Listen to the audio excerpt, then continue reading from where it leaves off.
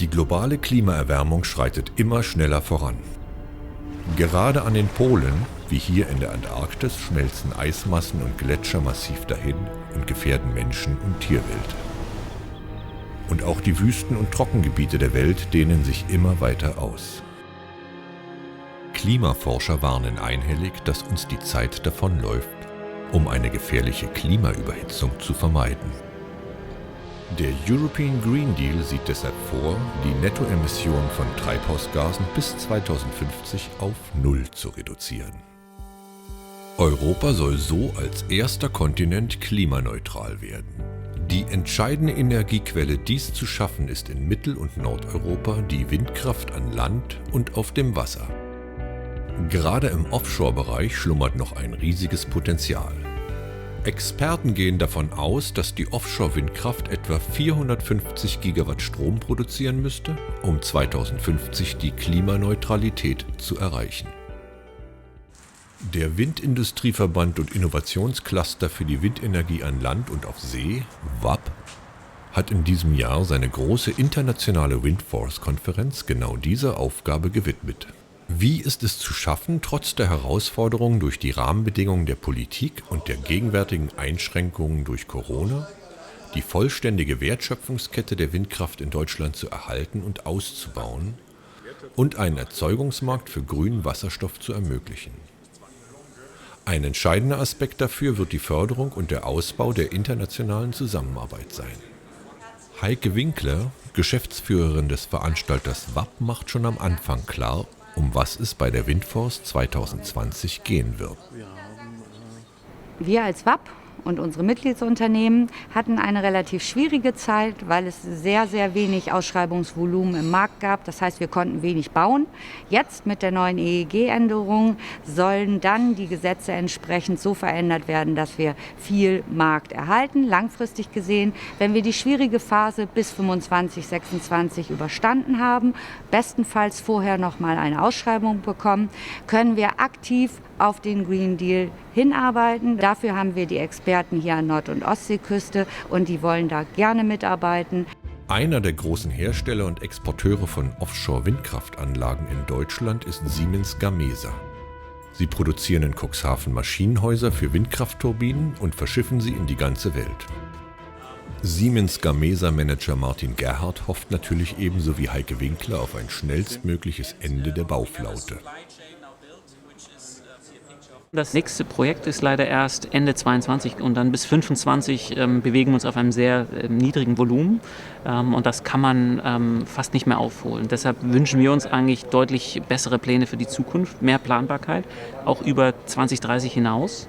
Wir haben hier in Cuxhaven ein Werk mit über 1000 Beschäftigten. Wir können zum Glück auch vom Export leben, also wir profitieren, dass Offshore-Windkraft auch in anderen Gegenden boomt. Trotzdem wäre es natürlich sehr schön, wenn wir diese Planbarkeit auch hier für den Standort Deutschland hätten.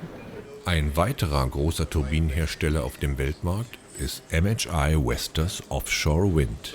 Philippe Cavafian von MHI Vestas sieht Deutschland wegen der geringen Wassertiefen vor seinen Küsten als eines der wichtigsten Länder für neue Offshore-Projekte. Germany is the second largest installed base. So talking about experience after UK, Germany is the place where you have most megawatt installed offshore for the wind energy. So Germany remains a central part of the European market.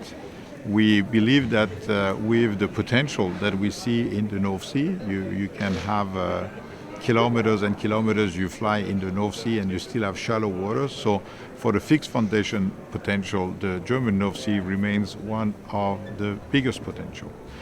Ein entscheidender Punkt wird sein, dass die Netzinfrastruktur den Energietransport von den Offshore-Anlagen auch bewältigen kann. Ein großer Player in diesem Segment ist der niederländische Stromnetzbetreiber TenneT.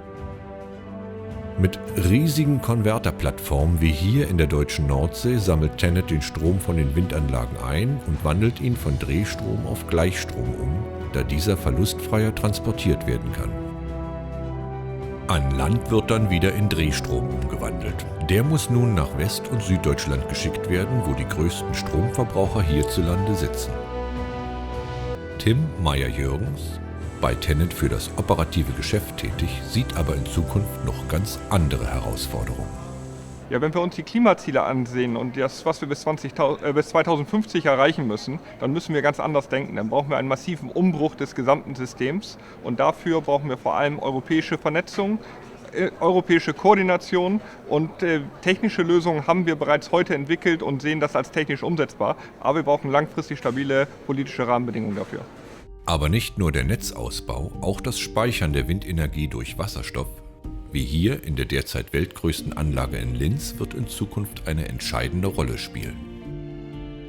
Denn die Netze sind durch die Überproduktion der Windanlagen oft überlastet und so müssen die Windturbinen sogar manchmal abgeschaltet werden. Hier würde ein Speichermedium sowie die Erzeugung von grünem Wasserstoff für die Sektorkopplung Abhilfe schaffen. Klaas Schott, Vorsitzender von H2BX, sieht in der Zukunft sogar noch viel größere Anlagen als die 6 Megawatt in Linz.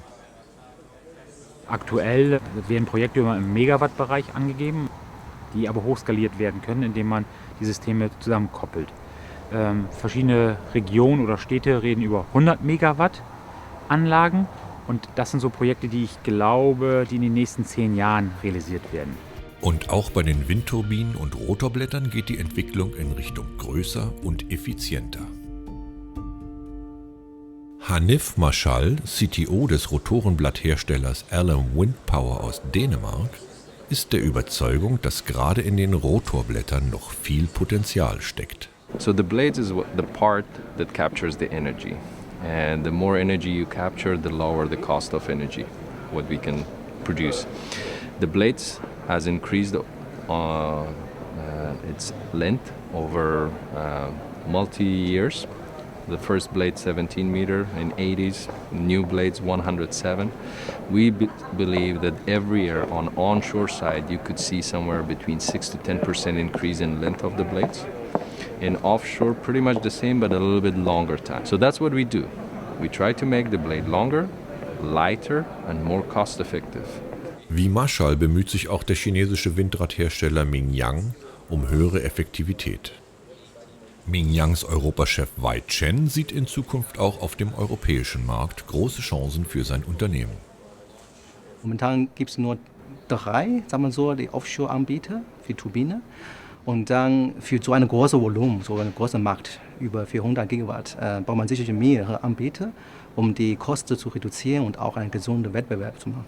Deswegen sind Mingyang da in Hamburg jetzt platziert und da wollen auch gerne den Europamarkt teilnehmen. Doch auf der Windforce wurden nicht nur internationale Aspekte der Offshore-Industrie diskutiert, man legte auch Wert aufs Regionale. So gab es für die begeisterten Gäste eine Hafenrundfahrt, auf der die herausragende Bedeutung von Bremerhaven für die Kreuzfahrt und die Verschiffung von Autos, LKWs und Containern zu sehen war.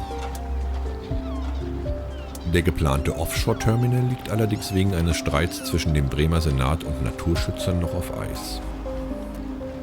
Dabei wäre Bremerhaven ein idealer Standort für die Verschiffung der Offshore-Anlagen, weiß die Bremer Umwelt- und Klimasenatorin Maike Schäfer. Für Bremerhaven sehe ich den Standortvorteil, dass wir hier nicht nur Windenergiefirmen angesiedelt haben. Wir haben mit dem Alfred-Wegener-Institut ein Forschungsinstitut, was eben den Klimawandel auch untersucht.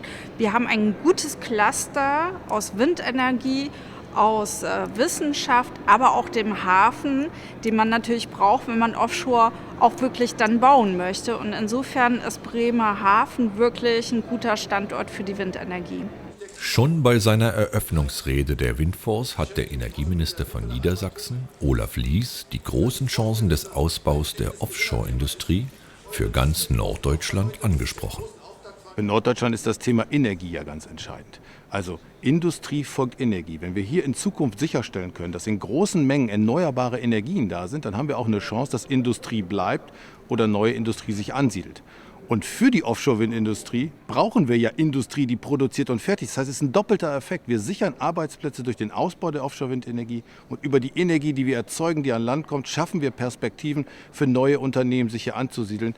Wenn es eine Region gibt, die davon profitieren wird, dann wird es unsere gesamte norddeutsche Region sein. Ein Beispiel für so ein norddeutsches Unternehmen ist die EWE Offshore Service and Solution aus Oldenburg, die Windanlagen und Umspannwerke überwacht.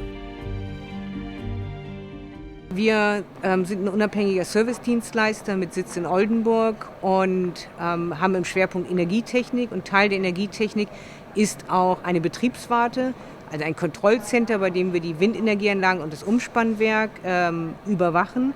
Und diese Leistung können wir von dem schaulichen Oldenburg weltweit exportieren. Wir sind in Taiwan unterwegs, in Polen und in den USA. Mit einem Unternehmen mit 160 Mitarbeitern müssen wir uns auf Länder fokussieren und diese sind für uns die attraktivsten. Doch um Arbeitsplätze geht es nicht nur in der norddeutschen Region, sondern deutschlandweit. Wolfgang Lemp, Vorstandsmitglied der IG Metall, sieht nach einer langen Durststrecke jetzt wieder Hoffnung am Horizont. Entwicklung in den letzten Jahren war aus unserer Sicht dramatisch. Wir haben 36.000 Arbeitsplätze in dem Bereich Off- und Onshore verloren. Das ist dramatisch für die Beschäftigten gewesen, aber auch für die Wertschöpfungskette und den Standort. Nach vorne betrachtet müssen wir jetzt endlich zu einer konsistenten Politik kommen. Das fordern wir seit Jahren. Da gibt es zaghafte Pflänzchen, die in die richtige Richtung weisen, die müssen aber jetzt konsequent auch umgesetzt werden, um das Ausbauziel zu erreichen bis 2030. Auch die Wirtschaftssenatorin von Bremen, Christina Vogt, die der Konferenz per Videostream zugeschaltet war, sieht positive Zeichen für die Zukunft. Wir haben in der Offshore-Branche schwierige Zeiten hinter uns und ich freue mich sehr, dass wir jetzt ein bisschen mehr Verlässlichkeit bekommen, weil der Ausbau des Offshore-Bereichs nun nicht mehr so hart gedeckelt wird und auch die Bundesregierung jetzt eine Leistung von 40 Gigawatt im Jahr 2040 erreichen will. Für die Großen und für die Kleinen, für die regionalen und die internationalen. Für alle Unternehmen ist eins besonders wichtig: Kontakte knüpfen. Dazu bot die Windforce 2020 reichlich Gelegenheit. Gesprochen wurde auf der Konferenz nicht nur im gemütlichen Lounge-Bereich.